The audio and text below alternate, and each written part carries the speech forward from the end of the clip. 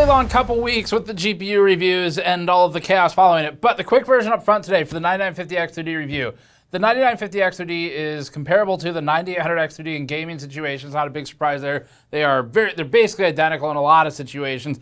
In production workloads that we test, it is similar to a 9950X. It's for the most part indistinguishable for a lot of these use cases.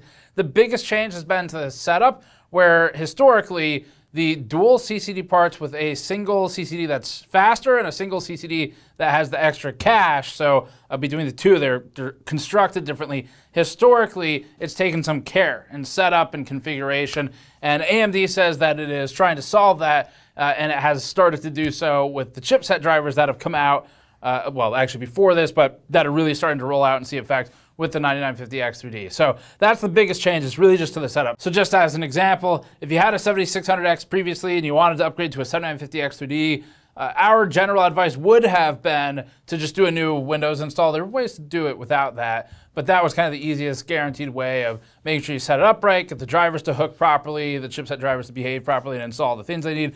And that should be fixed now in theory. Now for us, we're still isolating our environments between the core parking drives and the non-core parking drives, and we've explained all that stuff in the past. So today, AMD is launching the R9 9950X3D. They say that should be available tomorrow. This is a 16-core, 32-thread part. It has a listed MSRP of $700. The $600 MSRP 9900X3D will be launching alongside it, but it wasn't sampled to media. Normally, that's not a good sign. We're actually probably going to skip the 9900X3D as well, just because it lines up poorly with me taking a break. So we're probably skipping that one, but maybe we'll come back for it, or at least just throw it on a chart at some point. Probably won't do a standalone review. Anyway, not a great sign. But as we all know, MSRP doesn't typically hold at launch. We just posted an entire video on it. It's like 42 minutes long, but it's really interesting if you want to look into that. So to keep this really simple, currently we would not pay over MSRP for a 9950X3D because it's really straightforward. The 9800X3D is cheaper, so if you're just gaming, you buy that one. If you're doing production stuff, I mean, the 9950X is $545 commonly. The 98X3D is finally back down to $480, at least when we checked just before this.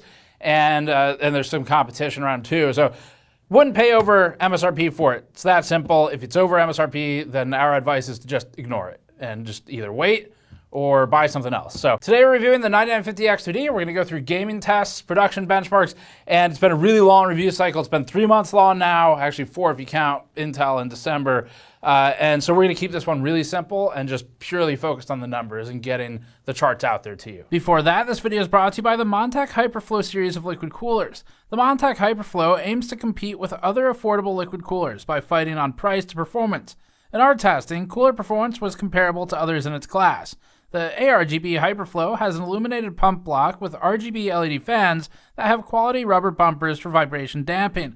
The cooler has a 6-year warranty and supports all modern Intel and AMD sockets, and you can learn more at the link in the description below. Let's get straight into it today. We'll start with the specs. The AMD 9950X3D is part of the Zen 5 architecture that launched with the 9700X and other CPUs last year. The 9800X3D swooped in a little later and cleaned up what was otherwise previously a confusing and messy launch. The 9800X3D largely made major moves for gaming CPUs, and it gave us something to be actually excited about. It's a really good CPU, keeps up with a 5090 and a lot of 1080p scenarios too, which is kind of crazy. The 9950X3D is a 16-core, 32-thread CPU with a 5.7 gigahertz max advertised boost. It has a 4.3 gigahertz base clock and L3 cache at 128 megabytes. TDP target is 170 watts. For comparison, the normal 9950X also has a max advertised boost of 5.7 gigahertz, also has a base of 4.3, and it also has a TDP of 170 watts. These are all shared. The cache changes, of course, the 3D part,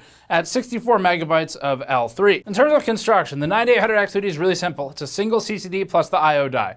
And so that single CCD gets the extra cache, the V cache as they call it. Now they've flipped how this is architected, where now this was a major change that was made ground up at AMD. We have a whole separate piece on it.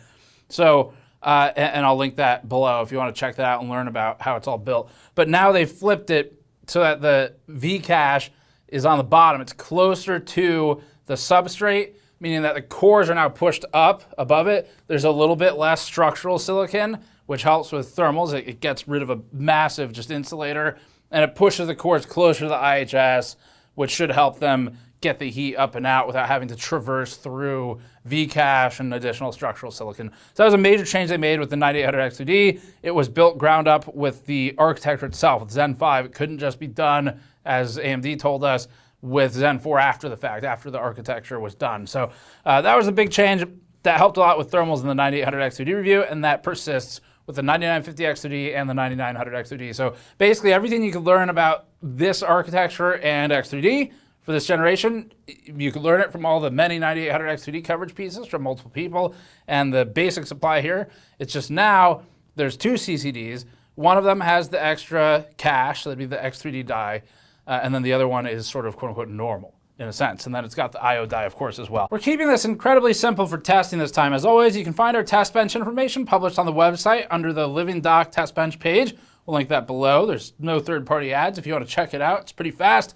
For gaming tests, we have all new data, including the latest Windows updates and microcode updates for everything. That means we've refreshed the data set and wiped out what we had last time. So every CPU you see run has been done in the last 3 full days or so. So it came through really fast because of the GPUs. We got the important ones in there. For production, we were able to salvage a lot of data because it hadn't changed. So we've left some of that on the charts. Otherwise, we've been completely buried by one GPU after another in an onslaught of benchmarks and follow-ups in the last week. So for this one, we're sticking to the basics. I really want to set the right expectation here. So a couple things. First of all, we don't have as many charts as normally. It's enough to make a decision. You've got all the basics for gaming and for production, and hopefully that kind of gets you to the decision that you need to make. And the reason we've slimmed down on the charts is it's really simple. We are tired, and I think you'll see this repeated from a lot of reviewers right now. So I love it. It is the most fun that I can have is during these crazy review cycles, but yeah, it's hard to keep up. So anyway, a little lighter on the charts. Secondly, I am going to Taiwan in a couple days for a mix of work and also time off for once. And so we're also going to have some rotating time off for the team where people are going to get to go home and have a break. And so the reason I point that out is because if there's some crazy follow-up story of the 9950X3D explodes or whatever, I don't know, then we're not going to be able to get to it for a while because I'm not going to move things. I'm not going to move people's time off for that. So just setting the expectation. There's a crazy follow-up. We might not be there to cover it unless it's a while later. Sorry, but I'm not going to disrupt the flow we've got for the team because everyone's worked really hard to get to this stage. And this is the last review we're getting live before we get to do some other stuff for a little while before the next round of chaos in April with probably the 5060s and the 9060s. Anyway, enough about us. Let's get into the data. Frequency analysis is up first. We do this testing to ensure the CPUs are functioning as expected and to help explain the performance later. First up is the Blender all-core workload. In this test, the 9950X2D had a frequency plot that started at about 5250 MHz, but settled closer to 5020 MHz to 5080 MHz during testing. This chart is intentionally zoomed in to make it easier to see, so the scale purposefully does not start at 0. For comparison, the 9950X non-3D had higher peaks, but similar valleys. It ranged from 5010 to 5080 MHz. In terms of the average frequency over the course of the test, the 9950X2D averaged 5038 MHz all-core to the 9950X's 5036 MHz, about the same there. But the X3D CPU did so with fewer peaks and more level frequencies in the middle of its range. We think this will be beneficial to it in gaming. The 9800X3D's 5220 to 5225 MHz all-core put it well above both. This will help it in some specific workloads, but obviously the lower core count will set it back elsewhere. Just depends. The next chart is for frequency in a Cinebench single-threaded workload. This has the 9950X3D up in the range of 5650 to 5725 MHz, which hits AMD's advertised frequency of 5.7 GHz. The 9950X holds its frequency steadier and with fewer dips between tile cycles, but is overall comparable. The 9800X3D holds 5225 MHz throughout the test, so it's lower than both when in a single-thread workload in this situation. Let's get into some of the games. Baldur's Gate 3 is up now, and this one had the AMD R9 9950X3D at 155 FPS average, technically becoming a new chart topper. The 9800X3D was our chart topper last time, and is now functionally tied with the 9950X3D as the best CPU on the chart. The good news is that the 9950X3D doesn't appear to be suffering from its dual CCD approach, so parking is functioning properly, and the CPU is not hamstrung by its extra threads this time. The 9950X3D outranks the 7950X3D by similar margins as the 98X3D did. It's 23% higher average frame frame rate, with lows comparable for the average. The 7950X3D outdid the 7950X, which we're using old data for that one, but should be no greater than 2 to 3% different based on our study of this test. And the amount that the X3D 7950 is outperforming it by is 29%. That's with the proper setup of the 7950X3D this time. As compared to the 9950X at 101 FPS average, the 9950X3D outdid it by 54%. The 9950X is closer to the 7950X for performance, which makes sense. This game really benefits from the extra cache, it looks like. In fact, an easy example of this is the 5700X3D versus the 5600X3D. In some games, the 5600X3D outperforms the 573D because of its higher clock rate. In this instance, though, the cache and the core count's more beneficial than the frequency. The 5800X3D remains an excellent CPU, up at 120 FPS average or so. The 9950X3D and 9800X3D outrank it by about 30%. As for Intel, it remains uncompetitive here. The 285K is getting crushed by two prior Intel generations for reasons discussed in that review, and that's with new Windows updates. Stellaris is one of our favorite CPU benchmarks because it looks at time rather than frame rate, which is the most tangible to a user and most directly influenced by the CPU. Players of 4X or other grand strategy games like Total War with the campaign map, Galactic Civilizations 4 with turn pacing, that's a great game by the way, if you haven't played it you should, and Civilization would all see value here. For Stellaris, the 9800X3D and 9950X3D both perform at the top of the chart. The 9800X3D outperformed the 9950X3D with a reduction in simulation time of 5%. That's near error, but not quite. This seems to be a combination of a higher base clock and utilization. The 9950X3D is definitely working as expected though, because it's outperforming the 9950X significantly. The simulation time requirement drops by almost 15% from 32.3 seconds to 27.6 seconds.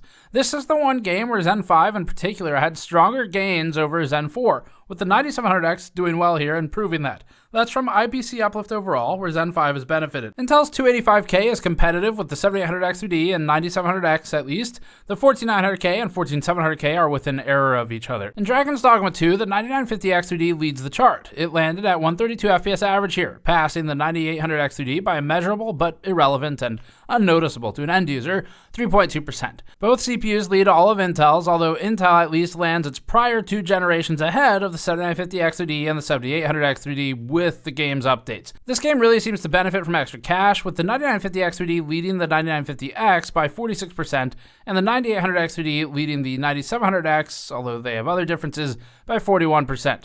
Dragon's Dogma 2 remains heavy on CPUs and NPC-intensive areas.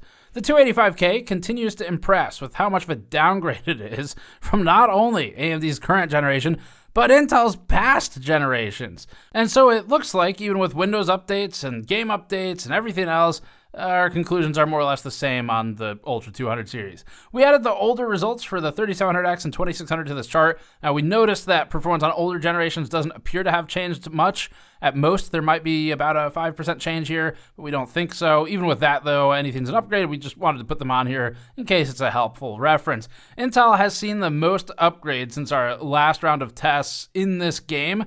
This game has gotten updates, so it's possible that those were targeted at Intel. It got uplift here as a result. Windows updates could also affect it. We consistently saw uplift across Intel CPUs in this specific game, and that's shifted the relative ranking of the 14th and the 13th gen against the 7800X3D. Final Fantasy XIV Dawntrail is up now. In this one, the 9800X3D ran at 380 FPS average, with the 9950X3D at 373 FPS average. We observed relatively wide run-to-run variance in some of these results, so the error bars are wider than typical. The 9800X3D leads the 9950X3D by just 2%, so they're functionally equal here. The 9950X3D also bests its 9950X non-3D variant by 50 FPS or so here, so that's about 16% in average frame rate. The 1% lows are also significantly improved, indicating that frame time pacing keeping up with improvements in the average frame rate is what we're seeing here with the 9950X3D. The improvement over the 7950X3D is 5.8%, not a lot there. Intel's closest CPUs don't appear until the 14900K at 310 FPS average. This is mostly interesting because there was a time when Final Fantasy's prior benchmark versions were entirely dominated by Intel, with a clean division halfway down the chart, which is actually what we're seeing now favoring AMD, relegating Intel to the bottom. So it's flipped in recent years and generations. Intel's 285K underperforms against its prior two generations. There was no change in performance against last time for the 285K. Intel's one advantage in this test is frame time pacing, where the 0.1% lows indicate that Intel CPUs generally have more consistent frame-to-frame intervals than AMD's in this game. although not by an amount that'd change your experience in a notable way. The 5600X3D outperforms the 5700X3D in this game. This has been known and is because of higher clock speeds on the 5600X3D, which proves valuable in this game versus the extra cores. At 1440p, the top of the chart truncates as a result of GPU limitations on the 4090. We'll move to the 5090 for a full revamp of our CPU testing for the next major architecture release, but for now, this is where we cap out. We're sure this is deeply disappointing to all 12 of you who have an RTX 5090. Sorry, maybe next time. The 9800X3D and the 9950X3D are about the same once again. The 7950X3D is also now about the same as is the 9700X thanks to external limitations. This is a good reminder that the gains once scaling graphics are most seen in time-based situations or in seriously heavy CPU games like Dragon's Dogma 2, but otherwise a lot of the times you'll get the most uplift from a GPU. Starfield is up next. In this one we had the 9950X3D at 171 FPS average, leading the 9800X3D's 165 FPS by 3%.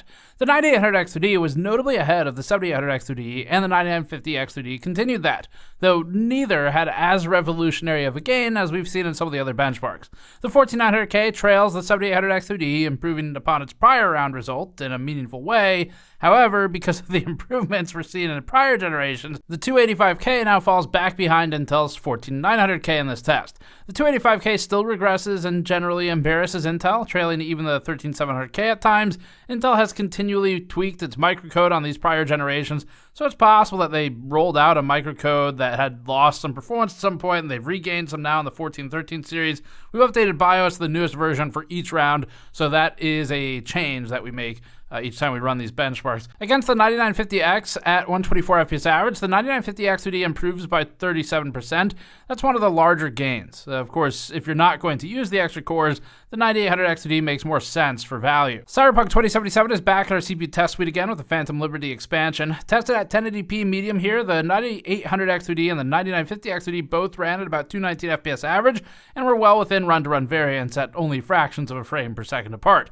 The 7800X3D trails, but not by much. It'd be roughly the same experience as these two. The lead of the 9950X3D over the 9950X is 37% again, matching some of the other games we've seen. The Intel 200 series outdoes the prior generations here sometimes, finally, with the 285K at 170 FPS average. Unfortunately, that's still below the AM4 5700X3D and 5600X3D, but at least it's a little better than its last gen stuff. F124 at 1080p is up now as the last game for today. This one has the 9950X3D and 9800X3D again roughly tied, with the 7800X3D not far behind. The advantage is only 7%.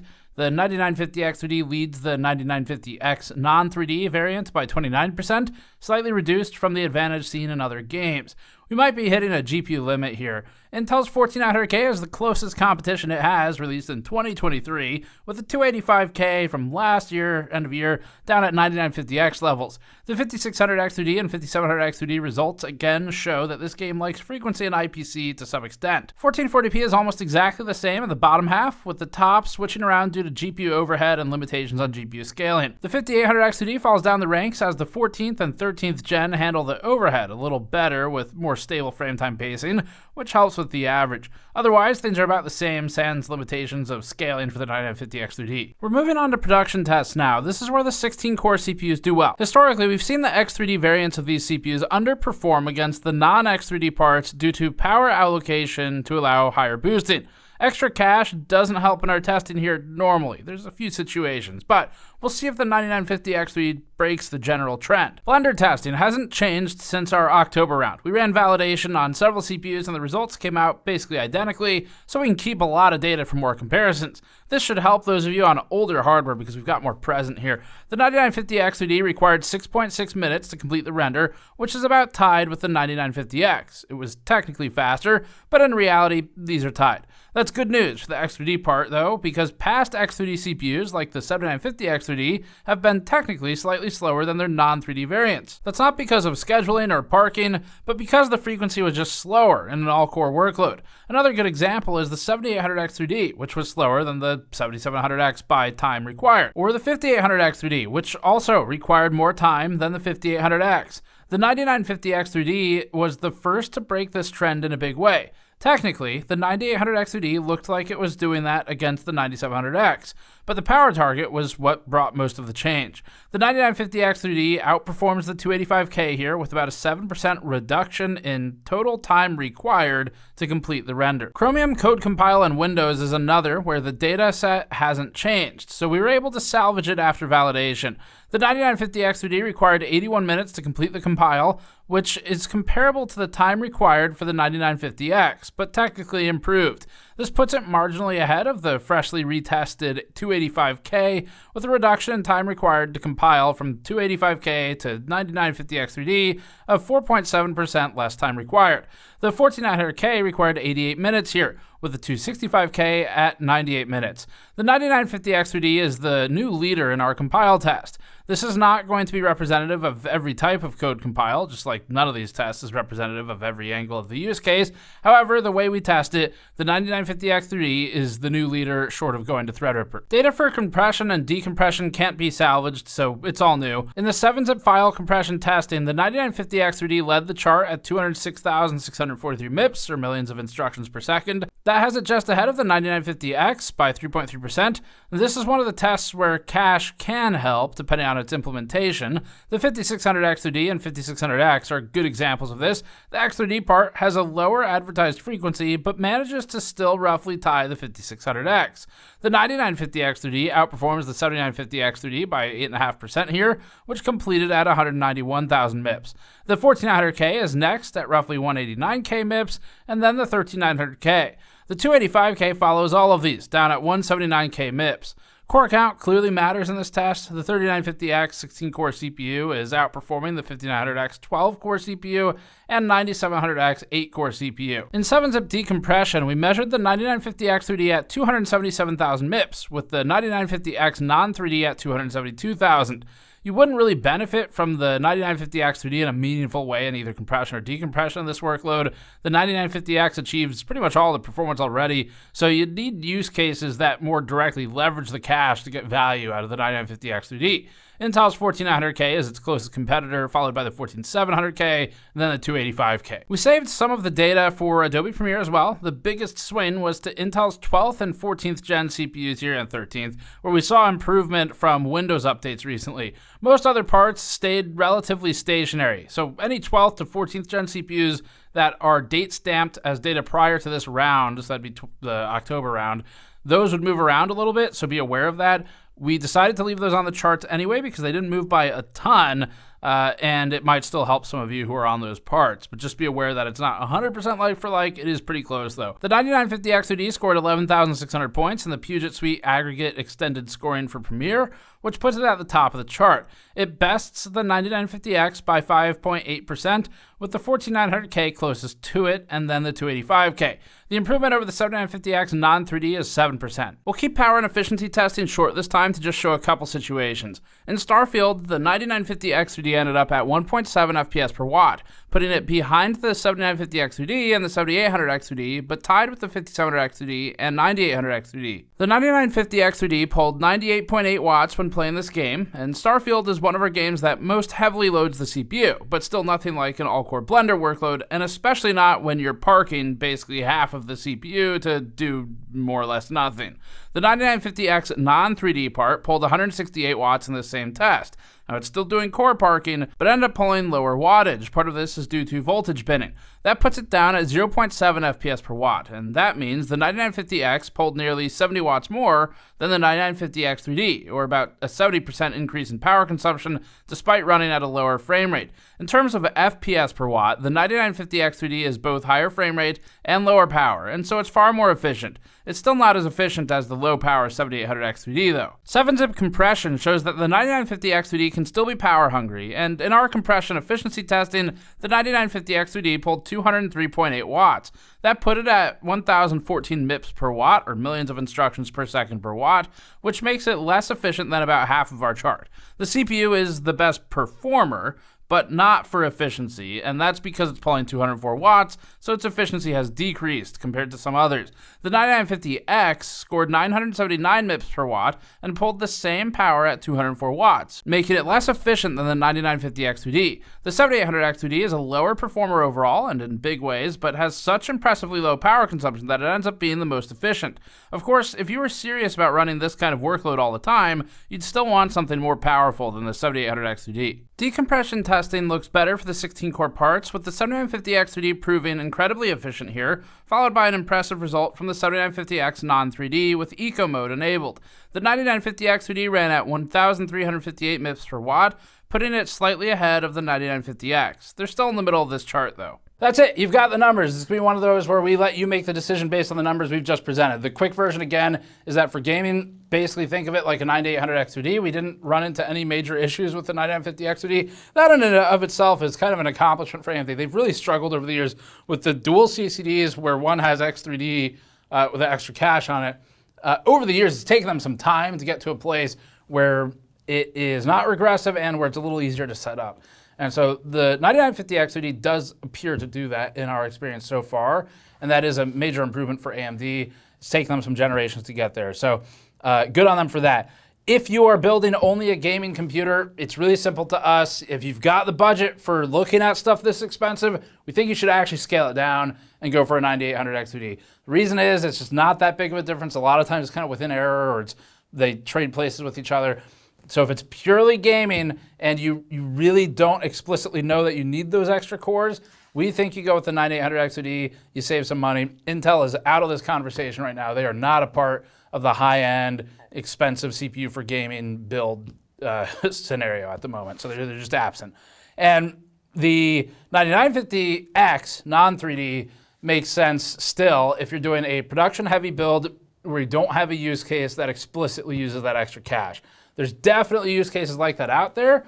We see a little bit of that in some of our 7-zip compression or decompression testing, but for the most part, the things we test, it doesn't tend to benefit from the extra cache in non-gaming scenarios. So really where this, like the other X3D 16-core parts, shines is a more limited use case, and there's still a lot of you out there who do this, where you have some mix of really heavy production and of really heavy gaming. So if you do stuff like a lot of compression, decompression, maybe you render things on the CPU for one reason or another, maybe you are heavy into Premiere as an example, or you do a lot of code compile. So we've got charts for all those. And if you then, when you're done with all that work, play games that don't want a super high frame rate, that's kind of the use case for this. If you're one camp or the other exclusively, then you can save some money by doing a 98X2D or a 9950X. And then, of course, Threadripper's on the other side, which we have separate reviews for that. It's not in these charts. So that's pretty much it for the fast recap. We wouldn't pay more than MSRP for this. CPUs tend to stick closer to that. They are still going to have stupid prices from either some retailers or from third-party sellers on those retailers and their marketplaces. You've got all the numbers. You can make a decision and look at the value, think about if you like it or not. But for us, that is going to be it for this one. We've got a lot of content lined up, even though there's going to be a bit of a break on production for us. So a bit of a production pause where part of what we're doing is, for some of the time, we're going to focus on some new testing methods, some new chart styles that I'm working on. It's going to be really fun. So we do this about 4 times a year. We halt production for a little bit, overhaul things, and kind of get it prepped and do some fun stuff to keep it fresh in the testing and do new things. And then for the other part of that period where we're halting production, it's just going to be time off. So everyone's got a chance to recover from the big review cycle. And otherwise, we've got a ton of content lined up for it because we've been preparing for that. So it won't look too different for you publicly. It's going to be about 1 week where we're light on videos, and that's why. So anyway, thanks for watching. We'll have an article version of this review up pretty soon if you want to check that out on gamersnexus.net. Jimmy on the team has been converting all of these reviews very quickly over on the site if you want the written reference to have something quick to go through and all the charts. And let us know what you think of the 9950X3D. But that's going to be all. Thanks for watching. Subscribe for more. Go to store.gamersnexus.net to help us out directly. We'll see you all next time.